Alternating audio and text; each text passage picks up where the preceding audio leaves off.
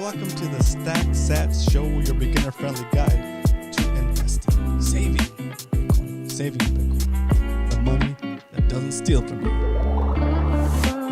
Ooh, happy Friday. Oh my God, I had a long day. Glad I made it. My son was talking to me for like 2 minutes before I realized that it was already 8:15. All right, well, welcome to the show. Today is going to be a quick one. It's Friday, and we're going to be stacking some sats today. Let the market do what the market does. We're stacking sats no matter what. Friday. Okay. Let's jump into the show. Okay, so the first thing we check is the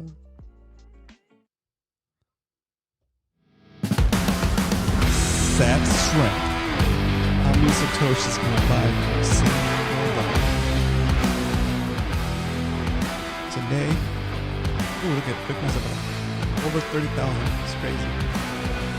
We're about over 30,000, and for a single dollar, you can buy 3,252 satoshis. All you need is 100 million satoshis to make one Bitcoin. If you're new to this game, a satoshi is like a penny to the dollar. So the dollar has 100 pennies, and the Bitcoin has 100 million satoshis. Yeah, it's the smallest denomination of Bitcoin. All right, so that's what we got. If you spent $1, that's how much you get. If you're walking down the street, you see a penny, pick it up, and all day you'll have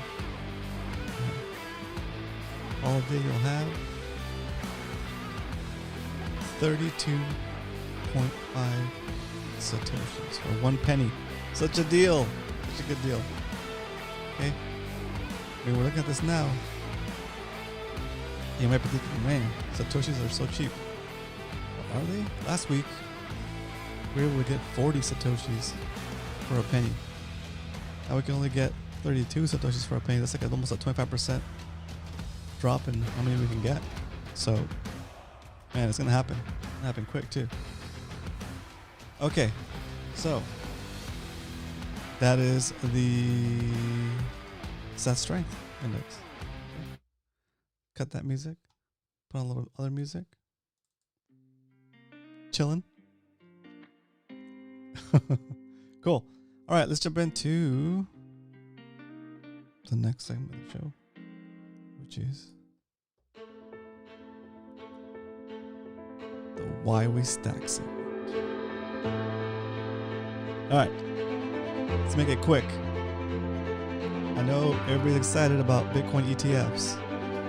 It's Bitcoin spot ETFs to make it easier on people to invest in Bitcoin, right? But should you be using a Bitcoin ETF to buy Bitcoin? If you're in the know, you're watching the show and you know that that's not the way. Because if you buy Bitcoin through an ETF, it's like selling you paper Bitcoin, right? You have to trust that institution to actually have Bitcoin. First of all, you have to trust that they're actually going to have Bitcoin. Right? On top of that, you have to trust that they're not going to sell more Bitcoin than they actually have. Right? On top of that, if they go out of business, there goes your money that was stored in their ETF. Right? If you need to move, you might have to pull your money out of there, and that's a taxable event, right? It's just a lot of things a lot of layers of stuff that don't need to be, that you don't need. If you just take a little bit of responsibility, a little bit of responsibility for your own money, right? It's harsh, but I'm sure that they're not going to do it for free. either, right? They're gonna have fees on it and all that stuff. But if you take a little bit of self-responsibility, you take a little bit of responsibility for your own wealth and for storing your wealth, right? And learn. It could take you like an hour, maybe 30 minutes to an hour, 2 hours tops, to learn how to self-custody your Bitcoin so that it's not sitting on an exchange or in a ETF, wherever. Is that even Bitcoin, right? Like, are they going to be? It just leaves too many things that you don't need to have in the equation, right? The whole point of Bitcoin is that you could be your own bank. Okay, so buy Bitcoin from somebody or from a company or from another person, right? Through proper means, or mine Bitcoin, and then take that Bitcoin into self-custody. And when companies like BlackRock or any other one, these companies that are trying to start their Bitcoin ETFs, when they get in hot water because they sold more paper Bitcoin than they actually hold, or something like that, you won't have to worry about it because your Bitcoin is safe in your self-custody and it's outside the reach of what they're doing. And even better, once if they continue to pump up the price and all that stuff, it won't matter because your coin is still kind of like out of that game, right? And that's kind of the whole point, is that you don't want to have someone hold your wealth, that you have to ask permission to use your own money, right? So banks, ETFs, just buy Bitcoin straight up, hold it in self-custody, then it doesn't matter. Exchanges be damned, banks be damned, it doesn't matter. Your coin is still safe because it's on you or it's with you, right? So that's all I wanted to share today. Yeah, it's great. It's great that they're coming into to Bitcoin, because they are probably going to push the price up when they buy a bunch of Bitcoin to start their ETFs and all that stuff. So that's good, because it's going to make more. You're basically front running them if you're buying Bitcoin now, right? So when they get in it, just the volume of buying they'll do will potentially pump Bitcoin. Also, we have the halving coming up in about a year. Actually, in 10 months, something like that. We have a halving clock. Let's look at the halving clock. What does the halving clock say? There it is. The halving clock says, whoa, was that right? Bitcoin halving countdown doesn't make sense. Is it right now? What? I think this is wrong. Oh, that's right. All right.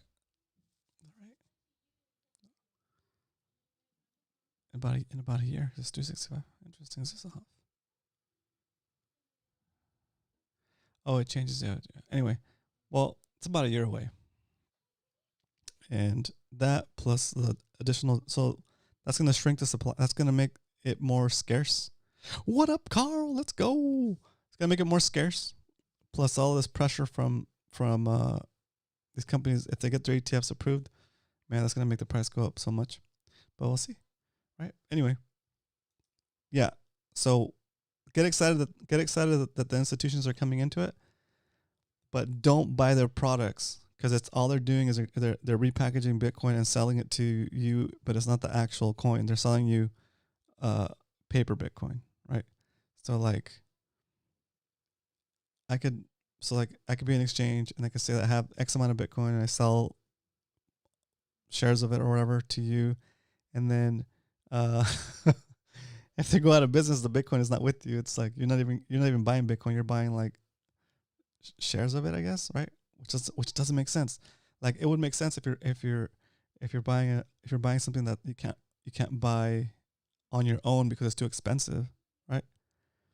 But we're stacking sats every day, right? We're getting 34 sats for a penny, right? So there's no reason to use an ETF, in my opinion, right? There's no reason to use an ETF the only reason you would use the ETF with one of these companies is if like you don't want to learn any new technology, you want to continue to do business with the same companies you've been doing with and just add it to your portfolio somehow, right? Then I can see that being the way to do it. And if you're doing that, that probably means that you have a diversified portfolio across a bunch of assets. that any kind of gains you're getting from your Bitcoin ETF is going to get eaten up when they rebalance it to adjust for when they rebalance your profits to and put it into the other stuff that's failing. Like you're basically selling your Bitcoin to to stand up the losers in your portfolio, right? So I'm Bitcoin all the way. So I don't intend on buying ETF. Again, it's not that complicated for us. We buy the Bitcoin, transfer it to our wallet, and we just wait for the market to do what it does. And as long as the government continues to print money, continues to inflate the dollar to oblivion, it's going to take more dollars to buy the same amount of Bitcoin, right? And as more and more people find out, as more and more institutions find out and realize what's happening, or get approval to actually buy Bitcoin, then that's just going to make the demand go even more. And like I said 100 times, not 100 times. This is like episode, I don't know, 17 or something. Like I've said 20 times on this channel. Ooh, today's the 20th episode. Right on. Like I've said 20 times on this channel, the supply of Bitcoin is capped at 21 million. And if the demand goes up, the only thing that can move to adjust for that demand is price. So no matter how badly they want more Bitcoin, no more Bitcoin can be made past what's already been scheduled. What up, Salty? Let's go. All right. So that being said, that concludes the Why We Stack segment. And now it's time for the stack recap. Let's see what our holdings are doing for the show and figure out if we need to spend $10, $15, or $25. There we go. Oops. Alrighty, so it looks like we're at a 14%, 14.76 gain since we started the show. Our current Satoshi holding is 911,266 sats. We're almost sat millionaires.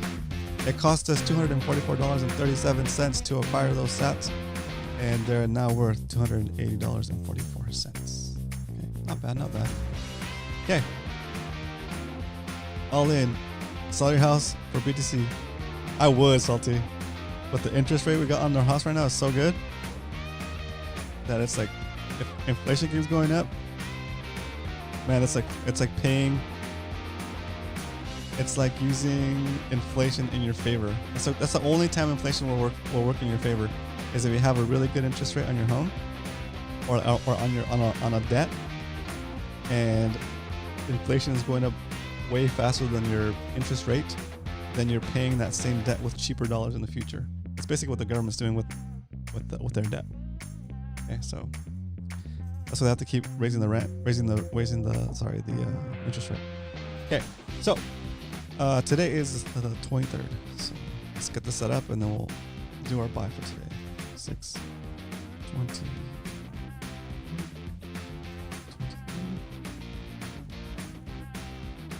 See, we are, huh? We're ready to stack, actually, huh? All right, here we go. It's time. Time to stack some sats. I'm gonna do it. Oh no. Fresh. Buy instant. Yeah, we are definitely above our average price, so we're gonna do $10 today. $10. Preview buy.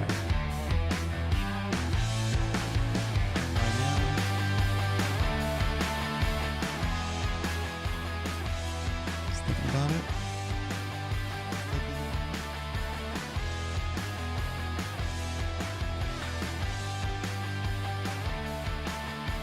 Almost forgot to grab that.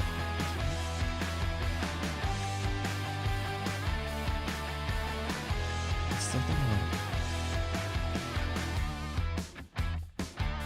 Oh, I think it's gonna fail. Might want me to re-log in again.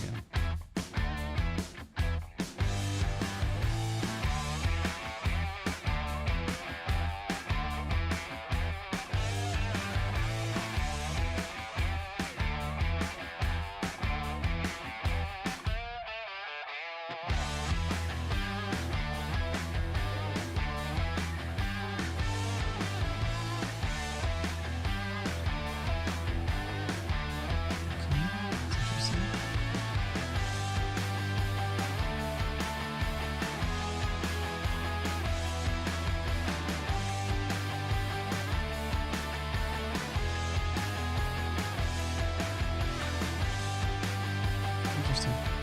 Okay. I don't know if I did anyway.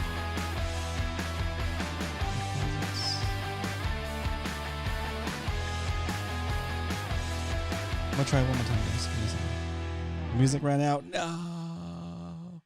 Why? Okay, I'm gonna do it real quick.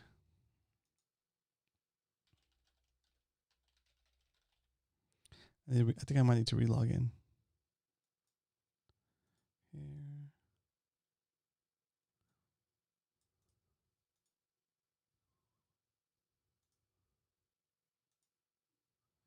There it is. So go here. Just thinking about it. Okay, let me log in. Oh my god. Got all this like authenticator stuff too. Give me a second.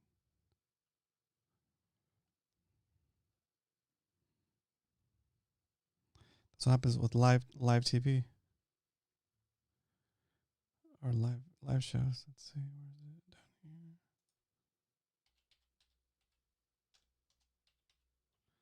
Okay, authenticated, all that two-factor stuff. Okay, here we go. Personal account, buy instantly. $10. Preview buy. Come on.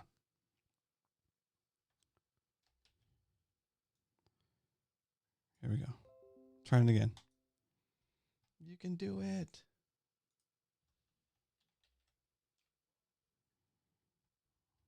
I'm getting nervous again. If it doesn't let me buy, I'll figure it out and we'll buy it. I'll buy it tonight and then I'll update you guys tomorrow. But let's see if it goes through. Oh, making me nervous.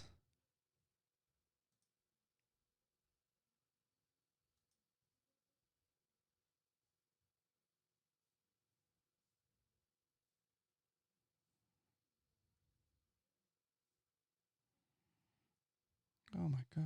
Yeah, it's gonna fail probably. Oh, that's so annoying. I'll put on some calming music so I don't freak out. Yeah, it failed. Please just convert now to convertibles.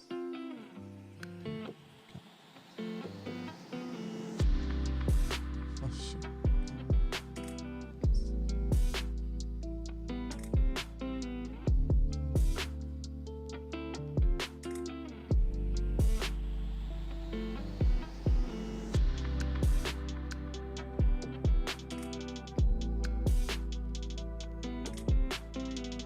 Yeah, it's not letting me stack, guys. I think it's what's wrong with the site. Well, I'll figure it out. I'll stack tonight, and then tonight once it goes through, or I will do it over the weekend and update you guys on Monday. Dang. Well, yeah, I'll update you guys on Monday. I'll update the spreadsheet with all that stuff. I'm in the Swan app trying to link my bank account. Oh, nice. Yeah, it goes pretty fast, but I mean, when it's working, it's working. If it's not, when it's not, it's not. I guess. It pulled the money from my account, put it in my cash on their system. But it hasn't actually converted to Bitcoin, so I need to wait for it to clear maybe. These funds are on a bank mandated clearing hold to prevent fraud. Ah, see, my bank's trying to slow me down, guys. Okay, so I'll probably, yeah. So normally what I've been doing is I buy every day and I just instantly deposit and spend it. But my bank's wants to wait for how long? This is normal for there to always be some funds here as your. It's normal for there to always be some funds here as your prior deposits clear and turn into Bitcoin purchases. Okay. All right then. Well, if it clears tonight or whenever it clears, I'll run the buy for today and I'll update you guys tomorrow. Like I said. Other than that, how was your day? Today was Friday. I survived my sixth jiu-jitsu class of. I'm on a 2-week streak. 2 weeks. I'll beat up. I'm on a 2-week streak. I've gone Monday, Wednesday, and Friday. This is my second Friday, so I've done 6 classes without missing. And like, my ribs finally feel like strong enough to survive. It's so bad. I'm like a average height person. There's a lot of big dudes in my class too, so it's been rough trying to survive out here. But now it's I think I made it past the hardest part, which is just like the initial shock of like getting smashed by some dudes. You know, sounds terrible. It is terrible. It is terrible. Oh my gosh, Salty. It's such a crazy sport, dude. Like, yeah. Jeez. I went for a mountain bike ride with myself. Oh, okay, cool. Very nice. Very nice. That's cool. I'm gonna go fish tomorrow with Eric on his boat. I'm gonna show up late to the boat ramp. Be like, pick me up. Like a total diva. With my fishing rods. And then I'll probably leave like before he's done fishing, because he likes to stay out pretty late, alright? But at least I'll get to hang out and fish a little bit, which will be fun. I still haven't gone through and repaired my rudder yet. Slacking on that big time. I need to get on that kayak before we do the pickle run, because I need to get myself into condition. But yeah, haven't been playing that many video games lately. It sounds like Escape from Tarkov is about to wipe, so I might play Escape from Tarkov like Bo and them. But yeah, probably not. I've been just slacking. I see like my fishing channel is like at 9,950 subscribers, dude. Fortnite, yeah, Fortnite is fun. So I need to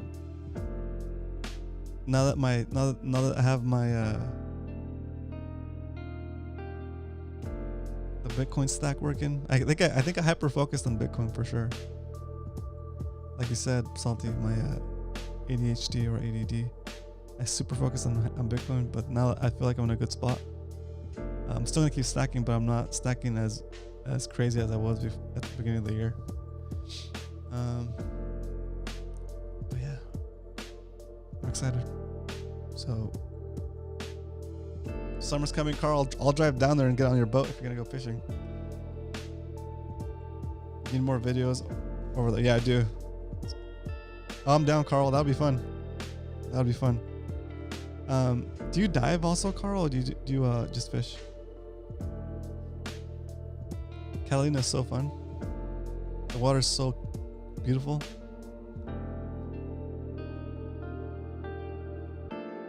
Yeah, let's figure that out, Carl. We'll do it. Maybe we'll invite Leonard and Salty if they do have enough room. That'd be fun. All right, gentlemen. Thanks for tuning in today. I hope you guys have a great weekend and keep stacking. Carl, I hope that goes through better for you. If you have any issues, let me know. Becoming a boat diva, yeah, dude. who's becoming a boat diva? I'm just kidding. It's nice though, right, Salty? Just fishing off the boat is so nice, dude.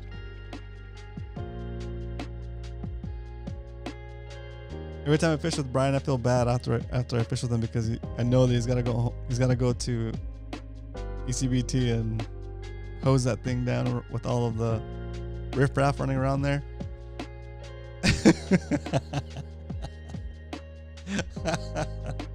Nice.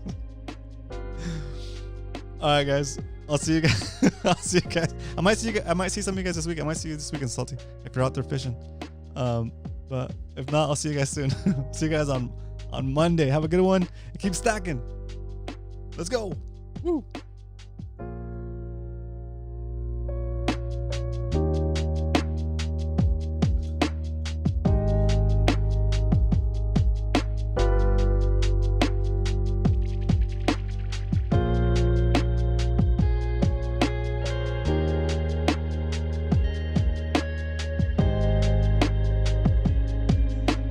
Leonard, Salty, Carl, and Roman. That's it. Let's go.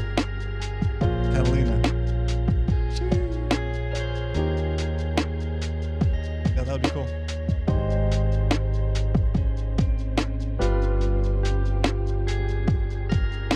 All right, no Q&A. Have a good night.